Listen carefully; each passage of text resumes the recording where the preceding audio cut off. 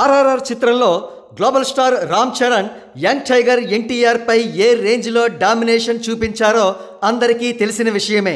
ఇప్పుడు కూడా అదే తరహా డామినేషన్ వారిద్దరి తాజా చిత్రాల ప్రీ రిలీజ్ బిజినెస్కు సంబంధించి రామ్ చరణ్ గారు ఎగ్జిబిట్ చేస్తున్నారు. వివరాల్లోకి వెళదాం. రామ్ చరణ్ తాజాగా నటిస్తోన్న చిత్రం గేమ్ చేంజర్. మరో ప్రక్క ఎన్టీఆర్ దేవరా సినిమాలో టైటిల్ రోల్ పోషిస్తూ నటిస్తున్నారు. గేమ్ చేంజర్ విషయానికి వస్తే ఈ సినిమాకు సంబంధించి ఇప్పటి వరకు చిన్న గ్లింప్స్ కానీ టీజర్ కానీ రిలీజ్ చేయలేదు ఈ చిత్ర మేకర్స్. ఈ విషయంలో ఫ్యాన్స్ చాలా అసంతృప్తితో ఉన్నారు. కేవలం ఈ సినిమాకు సంబంధించి జరగండి సాంగ్ లిరికల్ వీడియో మాత్రమే రిలీజ్ అయింది.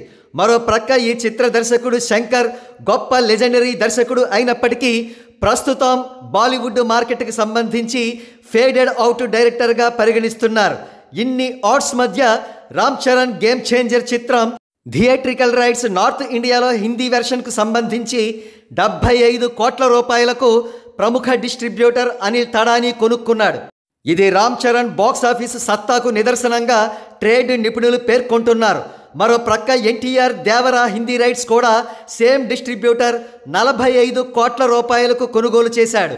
ఈ చిత్రం north India business Ram Charan game చేంజర్తో పోలిస్తే 30 కోట్లు తక్కువే కావచ్చు.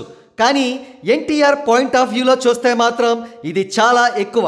ఏది ఏమైనా ఎన్టీఆర్ పై రామ్ చరణ్ డామినేషన్ ఆర్ఆర్ఆర్లో మాత్రమే కాదు, వారు నటిస్తోన్న తాజా చిత్రాల ద్వారా కూడా మనకు తెలుస్తోంది.